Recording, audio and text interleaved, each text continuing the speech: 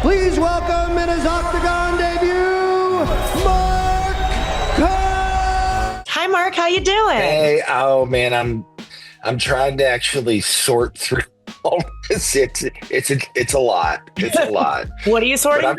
It's a lot of emotions that have come up. I mean, it's just so funny. I didn't think I was a big crier, and like through this whole process, it's like these little tidbits of stuff that just hit me in a way that I didn't know was going to hit me, and I just get really emotional. Yeah, like really emotional about it. And I don't know when or how or why. It's just some stuff still unsettled and still strikes me really emotionally. Yeah. I mean, I don't know if you remember, we spoke at TIFF on the carpet, but it was actually before I saw the movie.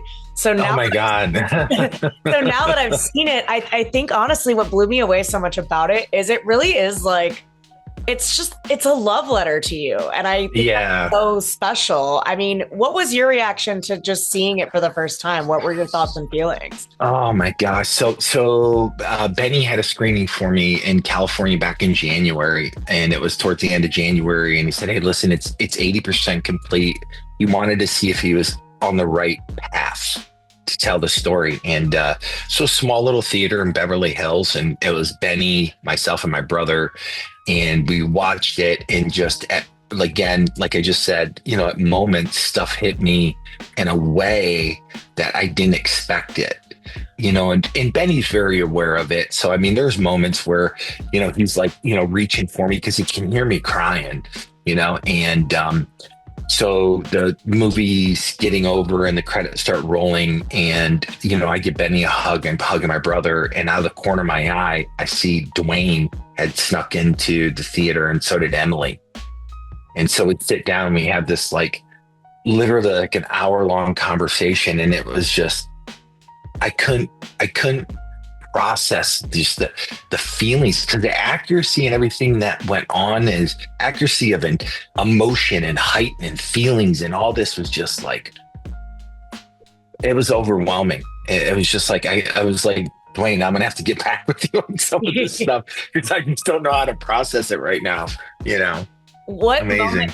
What moment did you struck you the most that maybe you didn't expect it to? So I didn't expect towards the end when, you have the intensity of the scene between Dwayne and Emily and what was going on in the context of that. And, I like I said to Dwayne, I eventually said this to him. I said it was therapeutic for me. It was a reaction that I didn't anticipate, because it just crystallized my like when I looked at it and go, oh my God, man, that's just terrible behavior on my part. And part of it, is like, I have to own it. I have to accept it. And that moment of like, you know what, that I have to accept and understand that, like, wow, maybe I hadn't taken full responsibility for all the things that I did back then. Right. When you saw Dwayne as you, what did you think of his potential? So this was confirmation. So, I told my son, he went and saw the movie maybe 3 months ago. And they flew him out to New York here with Dawn, and they saw the movie. So, the confirmation that I got was when my son called me. And, it's funny, like my version of it's so I picture him in the lobby of the hotel or the theater after he's watched it with Dwayne and Emily there in the corner going, he's got your hand gestures. He's got your speech prepared. He walks like you. And they look, that's what I imagined. But we're having this conversation and going, Dad, he nailed you. He's got you. It was like that confirmation, because I told him, I said, son, I don't know if I'm can't see the forest through the trees because I'm in the middle of it. I don't have perspective. I just don't have perspective. So when he called me and told me that, I go, oh shit. Because DJ doesn't get there without doing a ton of work to get there. Yeah. There's just no other way to get there. Is there, I mean, it must be interesting when you're watching yourself, because I probably don't know a lot of the mannerisms I'm doing. Was there anything you were like, do I really do that? And then you find out you do. So this is the example. Like if you ever record your voice, obviously, and listen to it, you're like, oh, do I really sound like that? Like that's the realization of like, do I sound like that? My son going, yeah, Bob, you sound just like you have a cadence that you have when you get into like these deep conversations or deep feelings about emotions. I have these little hand gestures and these cadence, and you see DJ doing these little enunciations and points, and I'm like, I guess I do all that, you know?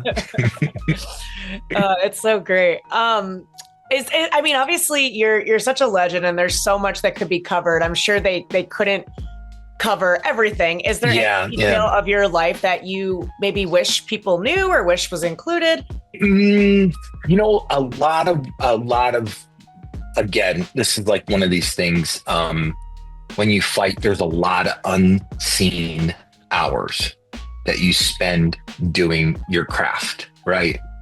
There's just a ton of hours that are just unseen. When everybody watches you, they watch the finished product, right? In the ring, you know, polished in shape, condition. But to get there, the hours that it takes to get there is just, it's a huge commitment, you know, and that's kind of one of those things where I know for time constraints, you can't sit down and watch a 4-hour movie, you know? Yeah. So, you know, there's some of that stuff in there, which is just, it's interesting to me, you know, and probably at some point it needs to be explored on some level, you know, where it's like, it's really interesting. Kobe Bryant used to talk about it all the time, unseen hours. Yeah. You know, unseen hours. Yeah. You know, he would have his first practice at 3 a.m. He would have his second practice at like 7, and he'd break the day up into 4 chunks so he could have 4 practices a day when everybody else is having 2, you know, and it's his idea of like, I'm going to just outwork you, you know, and so some of that stuff, obviously it does, you know, you can't put it in a movie, but you can put it in a movie, just not in this movie. Yeah.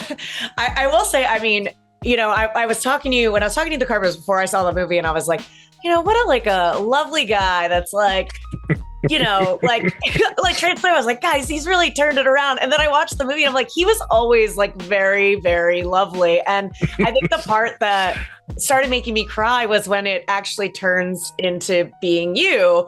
I'm just curious what that experience was like for you.